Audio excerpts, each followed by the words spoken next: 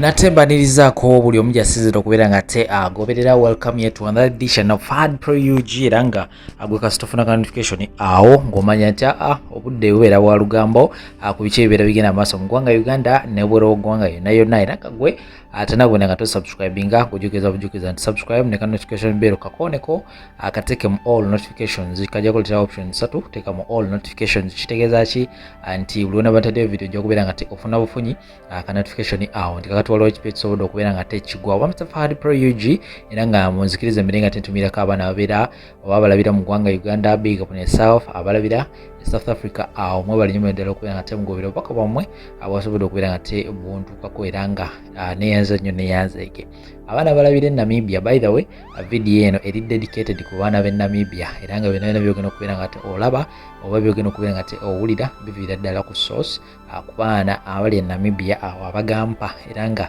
kino kitegeeza ki nti amawulire gembeera kuleetera gabeera ku alaali abalabira mu Oman, Jordan, Qatar, Kuwait, Bahrain n'eddungu lyonna lyonna awo nyongera okubeera nga te nammwe mbabuuzako America yomambuka neyo maserengeta nammwe muli mutya kansuubira olukimu kitambula bulungi nnyo my daddy sana side eno Canada ate side eri ewalala mu Europe yonna yonna nga mbagasse wamu mubala nnyo ddala okubeera nga te mugoberera tuli ku nsonga za Kabaka era nga video asooka obeera nga togiteekako ekigalo ekyo likinga ate sharingirako abalala obubaka buno busobola okubeera nga te nabo bweyongerayo butuuke ku bantu abalala naye ensonga za Kabaka zikuta wansi naggulu navaayo ne mbategeeza Kabaka bamuwa visa y'ennaku 9 ennaku ezo 9 bwe zaaweddeeko Namibia wali ababaka b'e Namibia oba abakulu b'e Namibia nga bakulembeddwamu omukulembeze wa president yavuddeyo n'agamba kyamazima kiri nti Kabaka ono asooka abeere nga ate afuluma eggwanga lyaffe so wetwogerera Kabaka visa ye yaggwako era ng'ali overstay bino byonna byavudde ku ki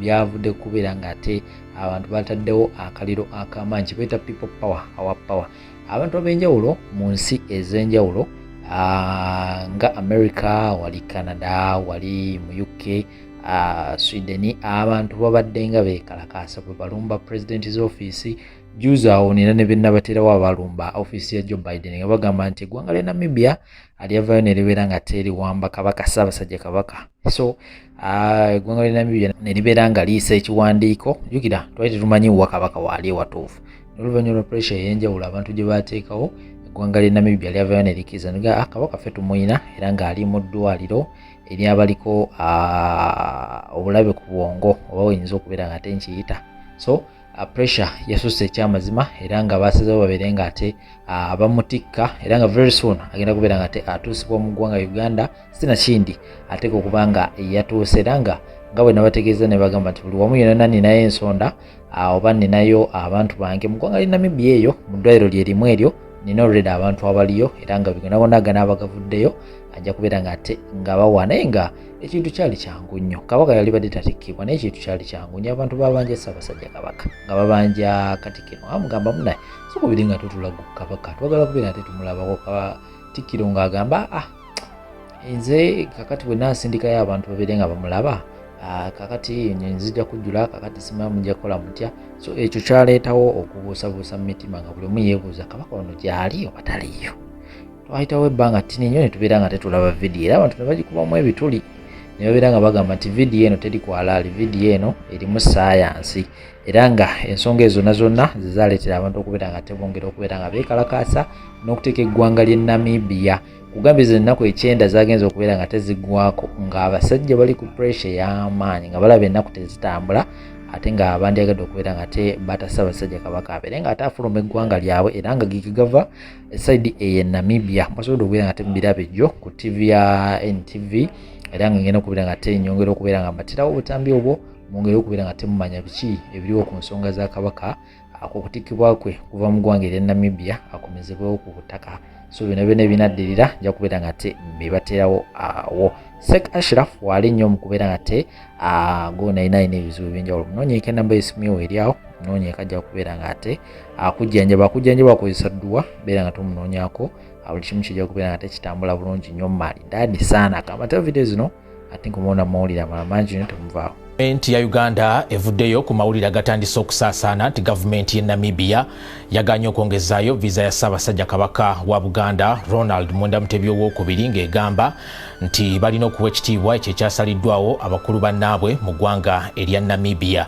Tukitegedde nti Ssenkulu w'eddwaliro Omutanda gy'abadde afunira obujjanjabi yawandiikidde Minisitule y'Ensonga z'Omunda mu ggwanga erya Namibia nga basaba bakkirize Kabaka agire ng'akyasigala mu ggwanga lino kubanga ennaku 9 ezaamuweebwa zigenda kuggwako.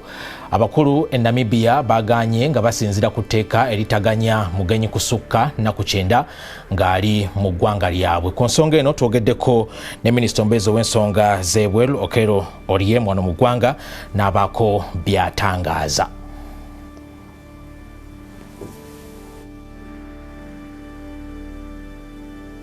I was informed that by my High Commissioner this afternoon. And what Ugandans should understand is that every country in this world is an independent sovereign state. We have to therefore to respect their rules, laws, and ways of life.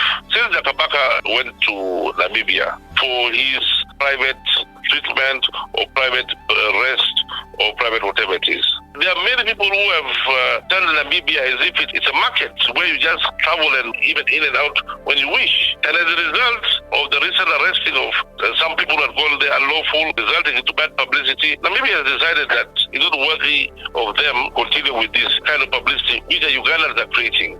Every country does not want negative publicity. Ugandans have gone to Namibia and are causing bad publicity in Namibia. Namibia is not interested. Yes, so we should respect the Namibian position. I respect the Namibian position, and I urge Ugandans to respect the Namibian position. Amawulire agakagwawo g'omugategedde bane ebino biswaza naye tuliwo okwogera ku bye tulaba aye mulowooza Kabaka tagenda mu overstay. Kabaka e Namibia gyali visa ye yaweddeko. Namibia eganye omwongera visa kyokka bannange. Era kati gwe olaba ne Kabaka visa gwako gwali mu Dubai guma toddamu kubeerawo ng'oli ku stress toyina visa manya visa eweddeko guma ne Kabaka visa eweddeko byegamba bya ddala tange bino byambi ne walayi basajja me muswazizza Obuganda ekyasa ki Buganda tetyobolwangako bweti Kabaka gwako atya visa wetwogerako mulengeza kulengeza kinga visa eweddeko walayi mweddeko kino ekiriwo tekisanyusa n'akatono. Tekiyinza kukkiriza Kabaka waffe kubeera mukwambe bwatyo keke twakuwandikira ne tuwandika kino wakiraba nga kyakutuukako jjajja mmwe mutuukirya Kabaka Katikkiro Mayiga wakubiri abataka mamutukirya Kabaka namba 1 mwimirye ku magulu gammwe temutya tetuli basuku tuli bategefu nejjajja kukikankulika ekisembayo ngamba ku muntu ndalokona jjajja Ssaabasajja Kabaka tayinza kubeera Namibia. Amalwaliro galimu Germany galimu Italy galimu Sinaga z'omujjanjaba mutuwe namba ku kiteeka ssente tusondere gyebyawo Ssaabasajja Kabaka tumutaasa okuva ku musalaba gwa Mayiga. Webale nnyo webalyeeta byonna tubiwulidde naye kyembasaba kubeera baki bakakkamu ng'eno neyaffe bekola ki weeragira ne bajjajja okuyimuka okuva wano ne bagenda Namibia nga bwe mwalaba kwali kumalirira kwali kukola ki kumalirira. N'olwekyo tubasuubiza tujja kwogera n'abantu bonna bwe tukwatagana nabo mu Buganda okukola nsonga tuzitereeza. Ssebo jjajja okusookera ddala mbeebaza okuba nti mwatindika mu mbeera gye mwatambuliramu ne mugenda e Namibia. Abasinga obungi njagala mbategeeze nti ekyo bajjajja kye baagendako mwandibadde obwongo n'amaaso mubeera mubigudde okutegeera nti olaba tebasobola kutuuka ku Ssaabasajja Kabaka, kitegeeza Obuganda buwambe. Kuba mu nsi wano ffe tulina embeera gye tumanyi nti awatali Ssaabasajja namba 2 e Buganda baba bataka. Kati omutaka bw'oba tosobodde mukkiriza genda kusisinkana mukama we, olwani abagenda okusisinkana Ssaabasajja Kabaka wa Buganda nga namba 2 bamulemesezza. Ekyo kyekinsanyusiza okuba nti bajjajja ekyo kyokka kye baakola okutuuka baatulaga nti ekiri eri kibi, naye n'Obuganda nga buwambe. Ekyo tetujja kitiiririra, nze ndi muzzukulu wa Buganda. Naye bajjajja ffe tulina enjogera egamba bweti nti oli bw'aba teyatya aba yalya. Bw'aba teyatya aba yakola ki? Naye bajjajja sisobola kibateekako nti mwalya, ne mwatiddemu. Mwe temwalya ne mwakoze eki? Naye nga bwe muli bajjajjaffe be twekakasa nti yemmwe Abaganda mbagambe nti Namibia mwagenda babalemesa okulaba Ssaabasajja naye temwalya, naye nga order oba nebyakolebwa byava eno e Buganda okulaba nga babalemesa. Sijja kwogera bingi, nibajjajja mbeere bagumu, naye ng'Abaganda mbabuulidde nti Obuganda ne Ssaabasajja biwambe. Neyanze Webale nnyo, webale nnyo. Ku nsonga ya Ssaabasajja Kabaka teri mutaka ayinza kulya,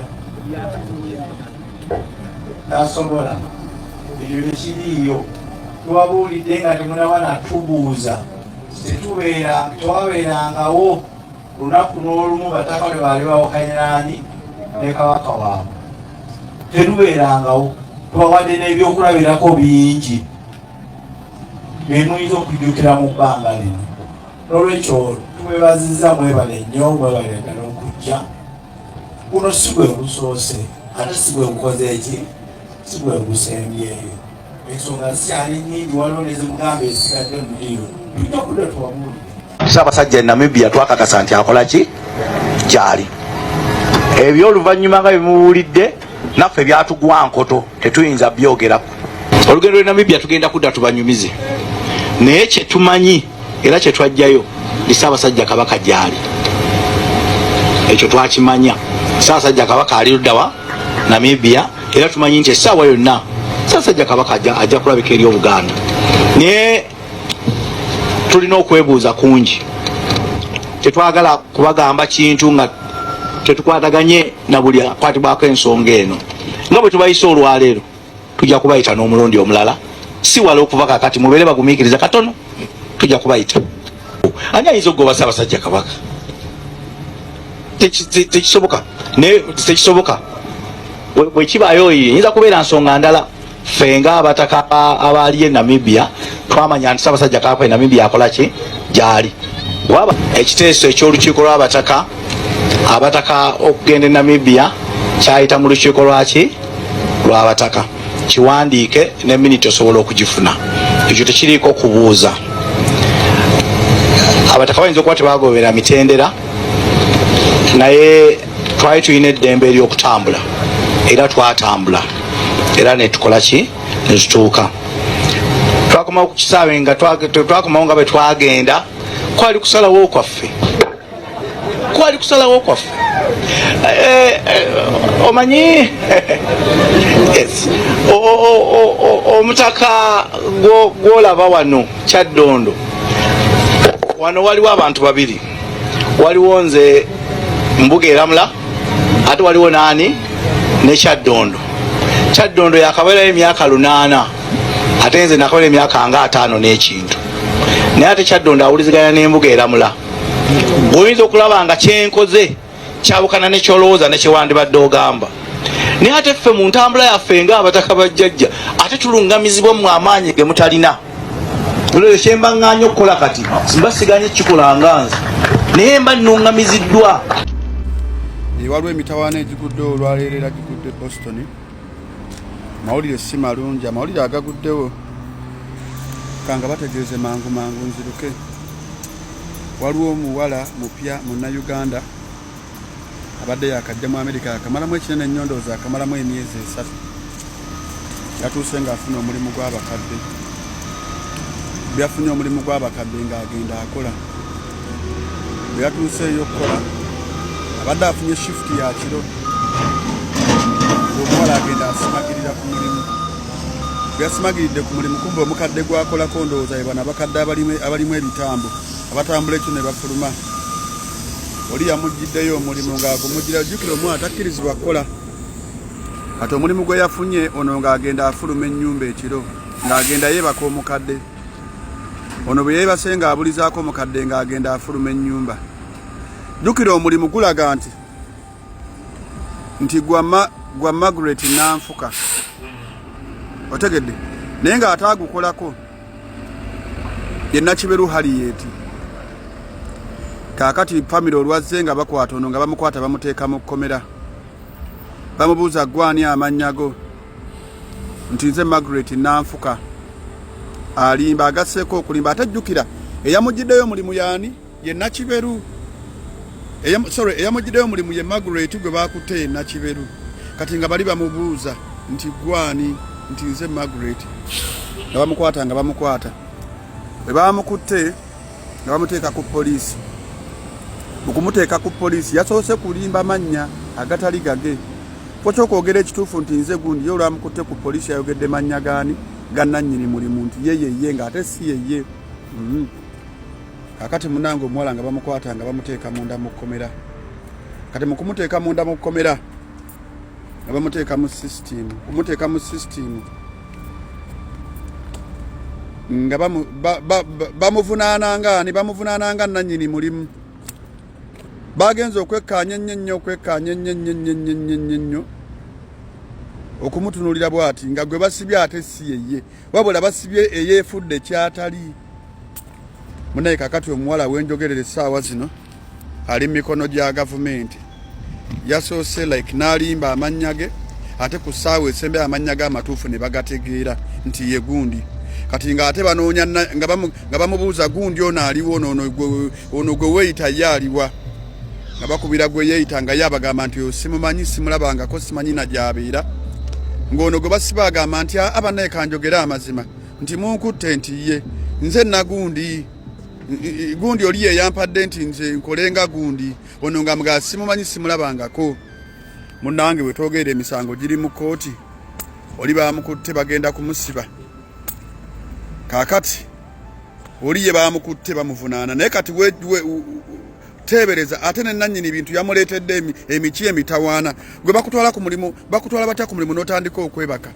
Bamusanzaaze n'obuliri yeebase ng'omukadde yafulumye dde era omukadde bamunoonya tannalabika. Oba omukadde yagenzewa oba omukadde yapadde adda New York. Famire enoonya mukadde gaffe twagala taata waffe tumwagala. Bavunaana agency bagigamba nti ffe taata waffe gwe twagala. Kati ekiba kiddamu kye kitegeeza nti bagenda kukwata agency bagiroopi. Ne bano babagambye banoonye omukadde bamwagala mulamu oba mufu bamwagala oba mufu oba mulamu bamwagala. Banoonyeza omukadde alabika balanze ku leediyo omukadde talabika. Kakati bannange abaana bapemba muzze okukola emirimu lekerawo okusaba emirimu gy'okwebaka otulo. Wano ku Amerika ffe tetwebaka. Ozibirizaako limu bwe liti ng'erimu litunuulidde mukadde. Wano ku Amerika teri byakwebaka era oli bwakufunira ekipakasi. Tozibiriza dde eriiso obeera ng'otaddeko eriiso limu bwe liti ng'eddala liraba. Ebyokwebaka oba bisibudde bireka Uganda wano ffe tetwebaka tukola paka ku makya. Bw'obozi wano ng'omanyi ofunye akalimu teri byakwebaka teri byakwesaasira. Gwe kikutwaza bulangiti ku mulimu ng'oli mupya n'otuuka n'oggula omufaliso ogenda gwo ku mulimu nga bakuwadde woosula kiki ekikyofe nnyo wajja kwebaka. Omuntu azze ku kyero teyeebaka ekyejo mukireke Uganda. Bannange tumusabire naye muntu yakajja myezi 3 bagenda mulaba kunyonyi nga bamuzizzaayo naye nga kyekimuzaayo tulo twetwaleese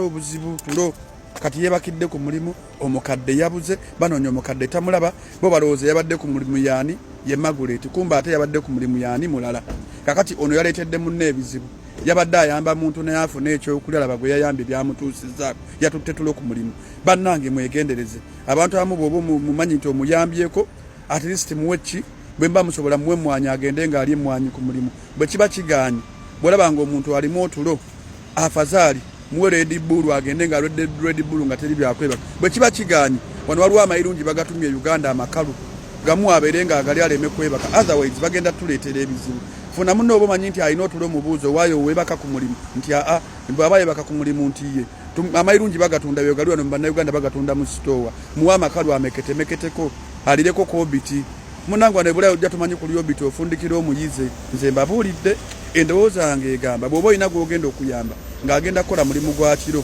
nkwegayidde genda omugulira akakoola wekali wali ew'omuyindi oba wekali mugulira akakoola ne bw'aba nga takalyangako nga talyanga kakoola ajja kayiga era ano tuyiga akakoola genda omuyigiriza akakoola Uganda bakavumirira naye waneno munne kayinza okutaasa genda ew'omuyindi oba ku Pearl of Africa omugulira akakoola oba ogende ku Ngo Impex ogula akakoola timuno omufunidde omugulira amayirungi gyegali ku Pearl of Africa oba gafunyewa omugulire ne Big Joe mugambo waye genda ngulya bino byakwebereramu